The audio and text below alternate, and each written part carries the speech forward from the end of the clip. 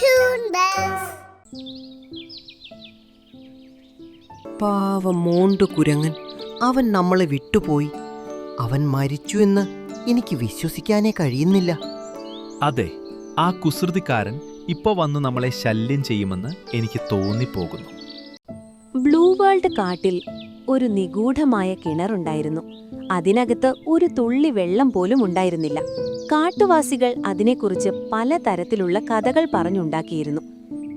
സമയം വൈകുന്നേരമായിരുന്നു. കാട്ടിലാകെ നിശബ്ദത പടർന്നിരുന്നു.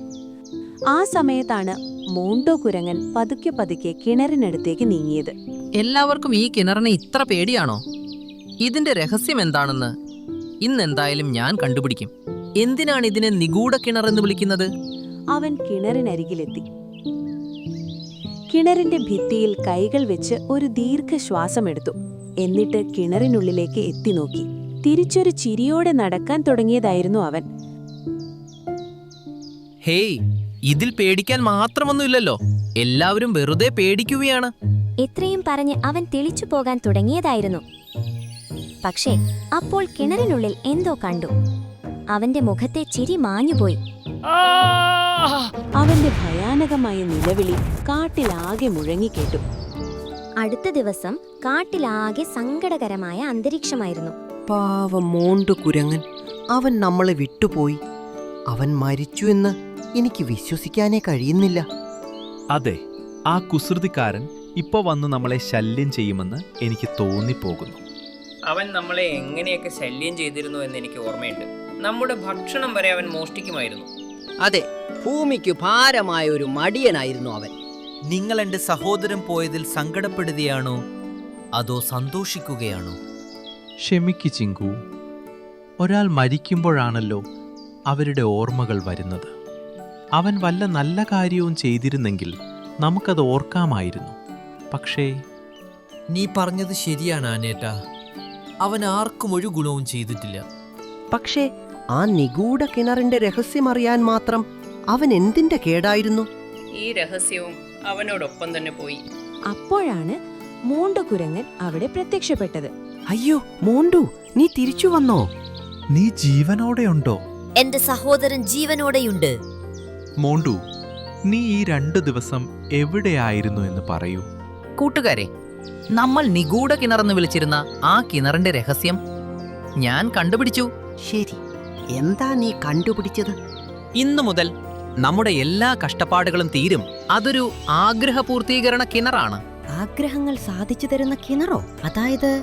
അതായത് ഏതെങ്കിലും മൃഗം തനിക്കിഷ്ടപ്പെട്ട ഒരു സാധനം കറുത്ത തുണിയിൽ പൊതിഞ്ഞ് കിണറ്റിലേക്ക് ഇടുകയും ഒരു ആഗ്രഹം ചോദിക്കുകയും ചെയ്താൽ അടുത്ത 3 ദിവസത്തിനുള്ളിൽ ആ ആഗ്രഹം നടക്കും. ഹായ്, ഇത് വലിയ വാർത്തയാണല്ലോ. ഇപ്പോൾ എല്ലാ മൃഗങ്ങളുടെയും മനസ്സിൽ വലിയ പ്രതീക്ഷകൾ ഉദിച്ചു. ഇത് കണ്ട് മോണ്ടു ഉള്ളാലെ സന്തോഷിച്ചു. അടുത്ത ദിവസം രാവിലെ ടീനു പക്ഷി കറുത്ത തുണിയിൽ പൊതിഞ്ഞ ഒരു പൊതിയുമായി കിണറിനടുത്തെത്തി. അവൾ കിണറിന്റെ ആ മതിൽക്കെട്ടിലിരുന്നു. നിഗൂഢ കിണറെ, ഞാൻ എത്ര തവണ കൂടുണ്ടാക്കിയാലും കാടു പരുന്ത് അത് വന്ന് തകർക്കും. ഇത്തവണ അവൻ വന്നാൽ അവന് നല്ലൊരു ഷോക്ക് കൊടുക്കണേ. അത് കണ്ട് അവൻ പേടിക്കണം. ഇതും പറഞ്ഞ് ടീനു പക്ഷി ആ പൊതി കിണറ്റിലിട്ടു. ടീനു പോയ ഉടനെ മോണ്ടുവും ചിങ്കുവും അവിടെ എത്തി. 2 പേരുടെയും മുഖത്ത് ഒരു കള്ളച്ചിരിയുണ്ടായിരുന്നു. അവര് വേഗം കിണറ്റിലേക്ക് ചാടി ആ പൊതി തുറന്നു നോക്കി. അതിനുള്ളിൽ 4 നല്ല പേരയ്ക്കകളുണ്ടായിരുന്നു. അരെ വാ, അകത്ത് 4 പേരയ്ക്കുണ്ട്. രണ്ടാളും ആ പേരയ്ക്കകൾ തിന്നു തുടങ്ങി. അയ്യോ, ഇതിനുള്ളിൽ 4 പേരൊക്കെ ഉണ്ടല്ലോ. നമ്മൾ 2 പേരും ചേർന്ന് എല്ലാ മൃഗങ്ങളെയും നന്നായി പറ്റിച്ചു. ഇനി കളി തുടങ്ങും. പിന്നാലെ ചോട്ടു ജിറാഫും അവിടെ എത്തി. നിഗൂഢ കിണറെ, പേരിൽ ഞാൻ ജിറാഫാണെങ്കിലും എനിക്ക് ഒട്ടും ഉയരമില്ല. എന്നെ ഒരു യഥാർത്ഥ ജിറാഫിന്റെ അത്രയും ഉയരമുള്ളവനാക്കി മാറ്റണേ. തന്റെ ആഗ്രഹം പറഞ്ഞ് ഒരു പൊതി കിണറ്റിലേക്ക് എറിഞ്ഞു. പിറ്റേ ദിവസം മോണ്ടുവും ചിങ്കുവും മൃഗങ്ങളെ പരിഹസിക്കാൻ ഇറങ്ങിത്തിരിച്ചു. അടുത്ത ദിവസം മോണ്ടു കുരങ്ങ് ചിങ്കുവിനോട് പറഞ്ഞു, വരൂ ചിങ്കു, ആ മണ്ടൻ മൃഗങ്ങളുടെ ആഗ്രഹം നടക്കാതെ വരുമ്പോൾ അവരുടെ മുഖം എങ്ങനെയുണ്ടാകുമെന്ന് നമുക്ക് പോയി നോക്കാം. ടീനു പക്ഷി തന്റെ കൂട്ടിലിരിക്കുമ്പോൾ കാളു പരുന്ത് അവിടേക്ക് വന്നു. ഓഹോ, ടീനു പക്ഷി, നിനക്ക് മേലെ ധൈര്യമുണ്ടല്ലോ. നീ വീണ്ടും കൂടുണ്ടാക്കിയോ? കാളുപരുന്തേ, ഇത്തവണ എന്റെ കൂട് തൊട്ടു പോകരുത്. പറഞ്ഞേക്കാം, നിനക്ക് നല്ലതല്ല. ശരി, നിനക്കെന്ത് ചെയ്യാൻ പറ്റുമെന്ന് നോക്കാമല്ലോ. കൂട് തകർക്കാൻ വന്ന കാളു പരുന്തിന് എവിടെ നിന്നില്ലാതെ ഒരു ഷോക്ക് അടിച്ചു. അവൻ ദൂരേക്ക് തെറിച്ചു വീണു. ആ, ഇതെന്തായിരുന്നു? ഞാൻ നേരത്തെ പറഞ്ഞതാണ് കാളു. അത്രക്കായോ? ഇനി ഞാനത് തകർത്തിട്ടേ പോകൂ. പക്ഷേ പരുന്ത് വിട്ടില്ല. അവൻ വീണ്ടും അടുത്തേക്ക് ചെന്നു. ഇത്തവണ അവന് കിട്ടിയത് അതിശക്തമായ ഷോക്കായിരുന്നു. അവനൊരു ബലൂൺ പോലെ മരത്തിൽ പോയി ഒട്ടിപ്പിടിച്ചു. കടന്നോ കാലു പരുന്തേ, ഇനി ഒരു ആഘാതം കൂടി നിനക്ക് താങ്ങാൻ കഴിയില്ല. കാളുപരുന്ത് പേടിച്ച് അവിടെ നിന്ന് ഓടിപ്പോയി. കുറച്ചു കഴിഞ്ഞ് മോണ്ടുവും ചിങ്കു കുരങ്ങനും കൂടി ടീനുവിന്റെ കൂട്ടിലെത്തി. ഇപ്പോ നോക്കിക്കോ, ടീനുവിന്റെ കൂട് തകർന്നിട്ടുണ്ടാകും. അവൾ കരയുന്നുണ്ടാകും. ഇവർ രണ്ടാളും കൂട്ടിലെത്തിയപ്പോ ടീനുവിന് ഭയങ്കര സന്തോഷമായി. എന്തു പറ്റി ടീനു? നീ വലിയ സന്തോഷത്തിലാണല്ലോ. സന്തോഷിക്കാതിരിക്കാൻ പറ്റുമോ? നിഗൂഢ കിണർ എന്റെ ആഗ്രഹം നടത്തി തന്നു. കാളു പരുന്ത് വന്ന് ഷോക്കടിച്ച് ജീവനും കൊണ്ട് ഓടിപ്പോയി. എന്താ? രണ്ടാളും പരസ്പരം മുഖം നോക്കി, എന്നിട്ട് സൈഡിലേക്ക് മാറിപ്പോയി. ഇതെങ്ങനെ സംഭവിച്ചു? ടീനുവിന്റെ ആഗ്രഹം എങ്ങനെ സത്യമായി? മോണ്ടു, അതൊക്കെ വെറും യാദൃശ്ചികമായിരിക്കും. നമുക്ക് ചോട്ടു ജിറാഫിന്റെ അടുത്തേക്ക് പോകാം. മോണ്ടുവും ചിങ്കുവും അമ്പരന്ന് പോയി. അവർ ചോട്ടു ജിറാഫിനടുത്തേക്ക് ചെന്നു. നോക്കൂ, ചോട്ട് ഇപ്പോഴും ചോട്ട് തന്നെയാണ്. അവന്റെ ആഗ്രഹം നടന്നില്ല. എന്തു പറ്റി ചോട്ടു ജിറാഫേ? നീ എന്തിനാണ് ഇങ്ങനെ സങ്കടപ്പെട്ടിരിക്കുന്നത്? എന്റെ ആഗ്രഹം ഇതുവരെ നടന്നില്ല. സാരമില്ല, നിന്റെ ആഗ്രഹം നടക്കും. ഇതും പറഞ്ഞ് രണ്ടാളും മുഖം താഴ്ത്തി ചിരിക്കാൻ തുടങ്ങി. അപ്പോൾ അയ്യോ, ഇതെനിക്ക് എന്തു പറ്റുന്നു? പെട്ടെന്ന് ജിറാഫിന്റെ പൊക്കം വർദ്ധിച്ചു. അവൻ ജിറാഫിന്റെ ശരിക്കുള്ള ആകൃതിയിലായി മാറി. ഹായ്, എന്റെ ഉയരം കൂടി. ഞാൻ വലിയ ജിറാഫായി. എന്താ? ഇതെങ്ങനെ സംഭവിച്ചു? രണ്ട് കുരങ്ങന്മാരുടെയും ബോധം പോകുന്ന അവസ്ഥയായി. നോക്കൂ ചിങ്കു, ഇപ്പോഴും ഇത് നമ്മുടെ വെറും തോന്നലാണെന്ന് നിനക്ക് തോന്നുന്നുണ്ടോ?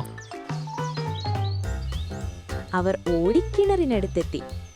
നിഗൂഢ കിണറെ, ഞങ്ങൾ എല്ലാവരെയും പറ്റിക്കാനാണ് ഇങ്ങനെ പറഞ്ഞത്. പക്ഷെ സത്യത്തിൽ എല്ലാവരുടെയും ആഗ്രഹങ്ങൾ എങ്ങനെയാണ് നടക്കുന്നത്?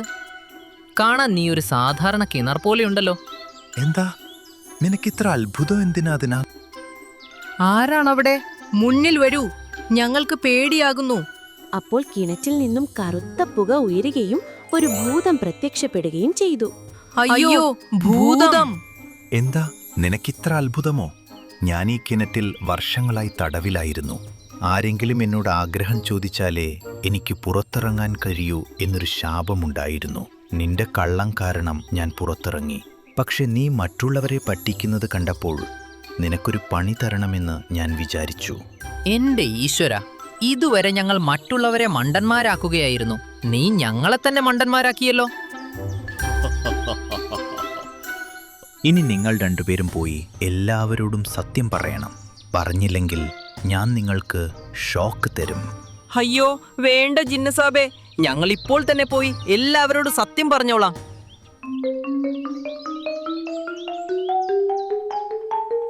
പേടിച്ചുപോയ കുരങ്ങന്മാർ മൃഗങ്ങളെല്ലാം കൂട്ടി കിണറിനടുത്തെത്തി സത്യം വിളിച്ചു പറഞ്ഞു.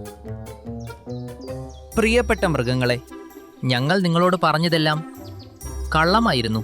നിങ്ങൾക്കിഷ്ടപ്പെട്ട സാധനങ്ങൾ കിണറ്റിലിടുമ്പോൾ അതെടുത്ത് തിന്നാൻ വേണ്ടിയാണ് ഞങ്ങളിങ്ങനെ പറഞ്ഞത്. എന്നാൽ നമ്മുടെ ആഗ്രഹങ്ങളും സഫലമായല്ലോ. ആ കാര്യത്തെ കള്ളമെന്നെങ്ങനെ പറയാൻ കഴിയും? നീ ഞങ്ങളെ പറ്റിക്കുകയാണോ? കിണറ്റിലൂടെ ഞങ്ങളുടെ ആഗ്രഹങ്ങൾ നടക്കാതിരിക്കാൻ നീ കള്ളം പറയുകയാണോ? അല്ലല്ല, ഞാൻ സത്യമാണ് പറയുന്നത്. കിണറിലെ ഭൂതമേ, വേഗം പുറത്തു വന്ന് ഇവർക്ക് സത്യം പറഞ്ഞു കൊടുക്കൂ. പക്ഷെ അവിടെ ഭൂതം അവരെ ചതിച്ചു. നിങ്ങൾ എന്താണ് ഈ പറയുന്നത്? ഞാനൊരു നിഗൂഢ കിണറാണ്. ഞാൻ എല്ലാവരുടെയും ആഗ്രഹങ്ങൾ സാധിച്ചു കൊടുക്കും.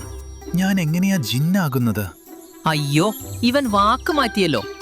മോണ്ടുവിനെ മൃഗങ്ങളുടെ മുന്നിൽ കള്ളനാക്കി മാറ്റി. ഇത് കേട്ട മൃഗങ്ങൾ ദേഷ്യം കൊണ്ട് കുരങ്ങന്മാരെ ഓടിച്ചിട്ട് തല്ലി. ആ, ഞങ്ങൾ എന്തിനാ അടിക്കുന്നത്? നന്മ ചെയ്താലും ഇതാണോ അവസ്ഥ? മൃഗങ്ങളെല്ലാം അവരെ നന്നായി പെരുമാറി. എന്നിട്ട് അവിടെ നിന്ന് പോയി. അവര് പോയതും ജിന്ന് പ്രത്യക്ഷപ്പെട്ടു. കള്ളഭൂതമേ, നീ തന്നെയല്ലേ ഞങ്ങളോട് സത്യം പറയാൻ പറഞ്ഞത്? എന്നിട്ട് നീ തന്നെ കള്ളം പറയുന്നോ? ഇപ്പോൾ മനസ്സിലായോ മണ്ടനാകുന്നത് എങ്ങനെയുണ്ടാകുമെന്ന്? മറ്റുള്ളവരെ പറ്റിക്കുന്നത് നിങ്ങളുടെ ഇഷ്ടവിനോദമല്ലേ? മനസ്സിലായി, എല്ലാം മനസ്സിലായി. ഇനി ഒരിക്കലും ഞങ്ങൾ കള്ളം പറയില്ല. ഇത് കേട്ട് ജിന്നു വീണ്ടും കിണറ്റിലേക്ക് തന്നെ തിരിച്ചുപോയി. ഈ 2 പാവങ്ങളും വേദനയാൽ കരഞ്ഞുകൊണ്ട് അവരുടെ വീട്ടിലേക്ക് നടന്നു.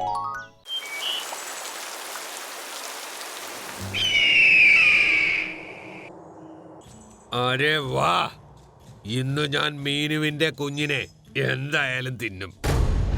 വേണ്ട പരുന്തേ, അങ്ങനെയൊന്നും ചെയ്യരുത്.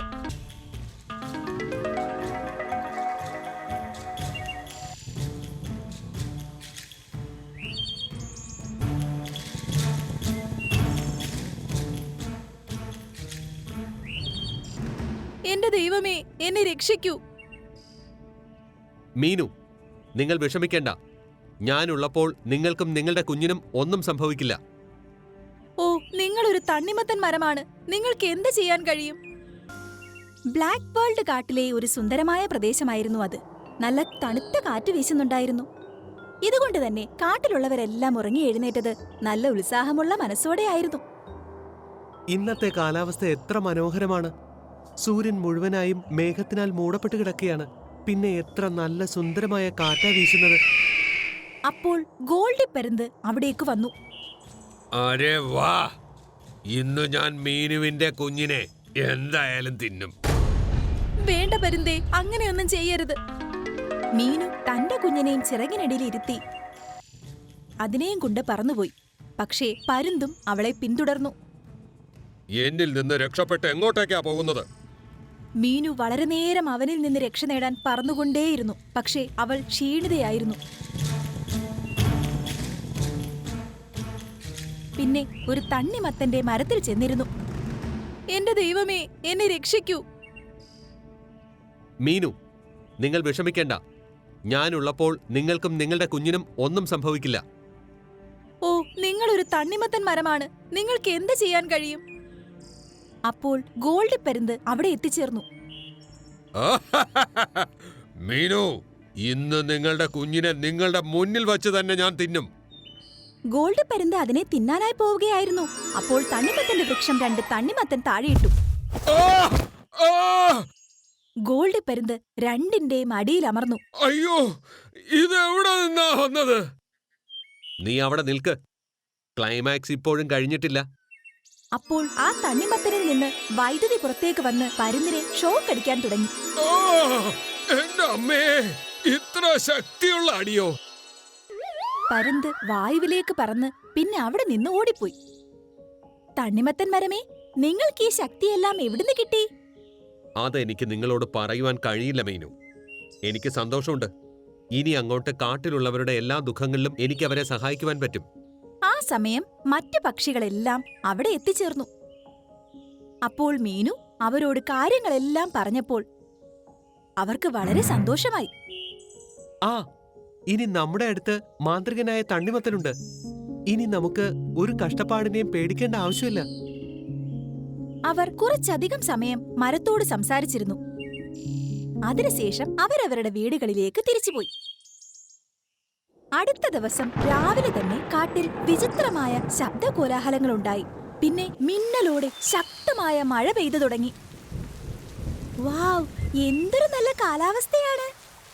പക്ഷികളെല്ലാം അവരവരുടെ വീട്ടിലിരുന്ന് പുറത്തുള്ള കാഴ്ചകൾ കണ്ടുകൊണ്ടിരുന്നു. എല്ലാവരും എൻജോയ് ചെയ്യുന്നുണ്ടായിരുന്നു. പക്ഷേ ആ മഴ മണിക്കൂറുകൾ പിന്നിട്ടിട്ടും അവസാനിച്ചില്ല. എല്ലാവരും പരിഭ്രാന്തരായി. അയ്യോ, വെള്ളം ഉയരാൻ തുടങ്ങിയിരിക്കുകയാണല്ലോ. ഈ നശിച്ച മഴ എന്താണോ എന്തോ നിലയ്ക്കാത്തത്. അപ്പോൾ ടീനുവിന്റെയും മീനുവിന്റെയും വീട് കാറ്റിൽ താഴേക്ക് വീണു. പിന്നെ വെള്ളത്തിൽ ഒഴുകാൻ തുടങ്ങി. ആരെങ്കിലും ഞങ്ങളെ രക്ഷിക്കൂ! ആരെങ്കിലും ഞങ്ങളെ രക്ഷിക്കൂ! അവർ ഒഴുകി തണ്ണിമത്തന്റെ മരത്തിന്റെ അടുത്തെത്തി.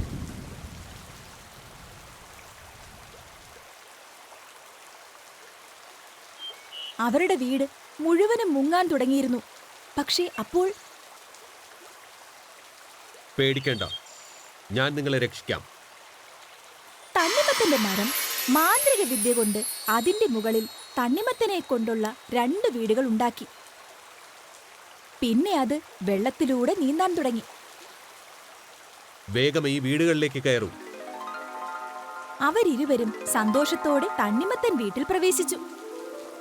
വാവ്, ഈ വീട് എത്ര സുന്ദരമാണ്, പിന്നെ വളരെ സുഖപ്രദവും. അവരെ കണ്ട് മരത്തിന് വളരെ സന്തോഷമായി. ചിങ്കി പക്ഷിയും അവളുടെ ഭർത്താവും അവരുടെ വീട്ടിലിരിക്കുകയായിരുന്നു. അന്നേരം അയ്യോ ചിങ്കി, എന്തു പറ്റി? എനിക്ക് നന്നായി വയറ് വേദനിക്കുന്നുണ്ട്. ഞാൻ മുട്ടകൾക്ക് ജന്മം നൽകാൻ പോവുകയാണെന്ന് തോന്നുന്നു. ചിങ്കി, നീ സമാധാനമായിരിക്കെ, ഒരു സ്ഥലത്ത് തന്നെ ഇരിക്കെ, എല്ലാം നല്ലതായി തന്നെ നടക്കും. ആ സമയം ശക്തമായ ഒരു കാറ്റടിച്ച് അവരിരുവരും കൂടടക്കം താഴെ വെള്ളത്തിലേക്ക് വീണു.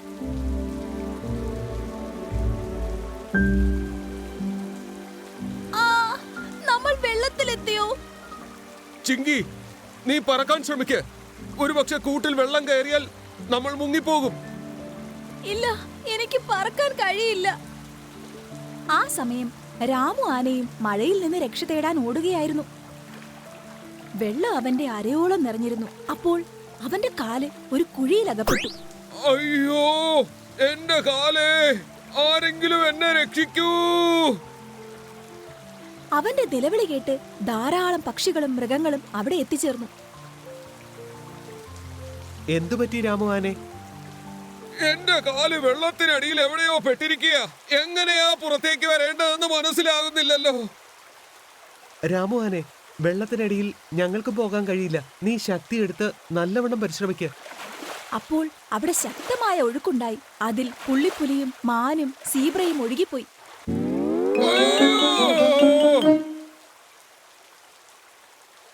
അങ്ങനെ പക്ഷികളും മൃഗങ്ങളും വലിയ ദുരിതത്തിലായി. മിട്ടുവിന് മാത്രമായിരുന്നു അവിടെ ശരിക്ക് പറക്കാൻ സാധിച്ചിരുന്നത്. അവൻ വേഗത്തിൽ തണ്ണിമത്തൻ മരത്തിന്റെ അടുത്തെത്തി. തണ്ണിമത്ത, മഴ കാരണം കാട് നശിക്കാൻ പോവുകയാണ്. ഒരു ഗർഭിണിയായ പക്ഷിയും ഒരു ആനയും പിന്നെ കുറേ പക്ഷികളും മൃഗങ്ങളും ഒക്കെ ദുരിതത്തിലാണ്. മരം തന്റെ കണ്ണടച്ച് പിന്നെ തന്റെ മാന്ത്രിക വിധി കൊണ്ട് അപകടത്തിലായ കാട്ടിലെ എല്ലാ മൃഗങ്ങളെയും കാണാൻ തുടങ്ങി.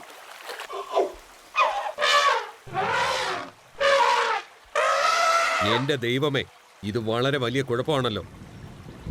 തണ്ണിമത്ത, നിങ്ങൾക്ക് മായാജാലം അറിയില്ലേ? പിന്നെ നിങ്ങൾ എന്തിനാണ് പരിഭ്രാന്തനാകുന്നത്? മരം എന്തോ ഒളിച്ചു വെക്കുന്നത് പോലെ ചിന്തിക്കാൻ തുടങ്ങി. തണ്ണിമത്ത, എന്താ ആലോചിക്കുന്നത്? മറ്റുള്ളവരെ സഹായിക്കാനായി എനിക്ക് ഈ ശക്തി കിട്ടിയത്. ഇന്ന് എനിക്ക് എന്റെ കാടിനെ രക്ഷിക്കുവാൻ കഴിയില്ലെങ്കിൽ എനിക്ക് എന്നോട് തന്നെ ക്ഷമിക്കാൻ കഴിയില്ല. പിന്നെ എന്റെ ശക്തികൾ കൊണ്ട് ഒരു പ്രയോജനവുമില്ലാതെയാകും. ഇത് പറഞ്ഞ് മരം തന്റെ കണ്ണുകൾ അടച്ചു. പിന്നെ തന്റെ മാന്ത്രിക വിദ്യ പ്രയോഗിക്കാൻ തുടങ്ങി. അവന്റെ കൊമ്പുകളിൽ ധാരാളം തണ്ണിമത്തൻ ഉണ്ടാവാൻ തുടങ്ങി. തണ്ണിമത്തനെല്ലാം വളരെ വേഗത്തിൽ സ്വയം നിലത്ത് വീഴാൻ തുടങ്ങി. അതിനുശേഷം അവയോരോന്നും വീടിന്റെ രൂപത്തിലേക്ക് വന്നു. ഇതെല്ലാം ഇപ്പോൾ തന്നെ ആപത്തിലകപ്പെട്ടിരിക്കുന്ന കാട്ടിലുള്ളവരുടെ അടുത്തേക്ക് എത്തിച്ചേരും. ഇത് കേട്ട് മിട്ടുവിന് സന്തോഷമായി. ചിങ്കി, അത് നോക്ക്, തണ്ണിമത്തൻ വീട്. അങ്ങനെ തണ്ണിമത്തൻ വീട് അവരുടെ കൂടിന്റെ അടുത്തെത്തിയപ്പോൾ അവർ അതിൽ കയറി. നന്ദിയുണ്ട് തണ്ണിമത്ത, നിങ്ങളാ നമുക്ക് ഈ വീട് തന്നത്. അങ്ങനെ മറ്റു 3 മൃഗങ്ങളുടെയും അടുത്ത് വലിയൊരു തണ്ണിമത്തൻ വീടെത്തി. എല്ലാവരും അതിൽ കയറി. അപ്പോഴും മരം വേറെയും തണ്ണിമത്തനുകൾ ഉണ്ടാക്കുകയായിരുന്നു. അവൻ ക്ഷീണിതനായിക്കൊണ്ടുമിരുന്നു. തണ്ണിമത്ത, നിങ്ങളുടെ ഇലയെല്ലാം പൊഴിയുകയാണ്. പിന്നെ ചില്ലകളും ക്ഷയിച്ചുകൊണ്ടിരിക്കുകയാണ്. ഞാൻ എന്റെ മുഴുവൻ ശക്തിയും ഉപയോഗിക്കുകയാണ്. അതുകൊണ്ടാണ് ഇങ്ങനെ സംഭവിക്കുന്നത്. പേടിക്കണ്ട, ഞാൻ എല്ലാവരെയും രക്ഷപ്പെടുത്തും. അവൻ തണ്ണിമത്തൻ ഉണ്ടാക്കിക്കൊണ്ടിരുന്നു. തണ്ണിമത്തന്റെ വീടുകൾ കൊണ്ട് കാട് നിറഞ്ഞു. ഇപ്പോൾ മൃഗങ്ങളും പക്ഷികളും എല്ലാം തണ്ണിമത്തൻ വീടിന്റെ അകത്താണുള്ളത്.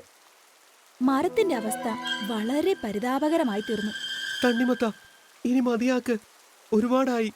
ഇല്ല, എനിക്കിനി ഒരു ജോലി കൂടി ബാക്കിയുണ്ട്. പിന്നെ അവസാന തണ്ണിമത്തനുമുണ്ടായി. അതിന്റെ രൂപം സ്വയം വലുതായിക്കൊണ്ടിരുന്നു. എങ്ങനെയാണോ തണ്ണിമത്തൻ വലുതായിക്കൊണ്ടിരുന്നത്, അങ്ങനെ തന്നെ മരം ക്ഷയിച്ചുകൊണ്ടുമിരുന്നു. കുറച്ചു സമയത്തിനുള്ളിൽ ആ തണ്ണിമത്തൻ വളരെ വലുതായി. ആ സമയം മരം പൂർണ്ണമായും ക്ഷയിച്ച് കടപുഴകി വെള്ളത്തിലൊഴുകി. അന്നേരം ആ തണ്ണിമത്തൻ രണ്ടായി പിളർന്നു. എന്നിട്ട് കാട്ടിലെ വെള്ളം മുഴുവനും സ്വയം അതിനുള്ളിലേക്ക് വലിച്ചു. ഇതെന്താണ്? മഴവെള്ളം തീരാറായിക്കൊണ്ടിരിക്കുന്നു. കുറച്ചു സമയത്തിനകം കാട്ടിലെ വെള്ളം മുഴുവനും ആ തണ്ണിമത്തന്റെ ഉള്ളിൽ എത്തിച്ചേർന്നു. ആ സമയം നിലം കാണാൻ തുടങ്ങി. തന്റെ കാല് രണ്ട് കല്ലുകളുടെ ഇടയിലാണെന്ന് രാമു ആന കണ്ടു. പിന്നെ അവൻ കല്ലുകൾ മാറ്റി എളുപ്പത്തിൽ തന്റെ കാല് പുറത്തേക്കെടുത്തു.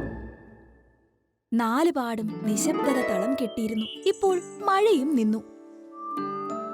ആ മുഴുവൻ വീടുകളും സ്വയം തണ്ണിമത്തൻ മരം നിന്ന സ്ഥലത്തെത്തിച്ചേർന്നു. ഇപ്പോൾ അവിടെ ഒരു കുഴിയാണുണ്ടായിരുന്നത്. കാട്ടിലുള്ളവരെല്ലാം അത് നോക്കി നിന്നു. നമ്മളെ രക്ഷിച്ച് ആ തണ്ണിമത്തൻ മരം സ്വയം ജീവൻ ത്യജിച്ചു. സത്യം, എനിക്ക് ഞാൻ രക്ഷപ്പെട്ടതിൽ എത്ര സന്തോഷമുണ്ടോ അതിനേക്കാളും ദുഃഖം തണ്ണിമത്തൻ മരിച്ചതിലുണ്ട്. കാട്ടിലുള്ളവരുടെ കണ്ണുകളെല്ലാം നിറഞ്ഞൊഴുകി. അവരെല്ലാം ആ ദയാലുവായ മരത്തിനെ ഓർമ്മിച്ചു. കാടിനെ മുഴുവൻ രക്ഷിക്കാനായി തന്റെ ജീവൻ ത്യാഗം ചെയ്ത ആ മരത്തിനെ.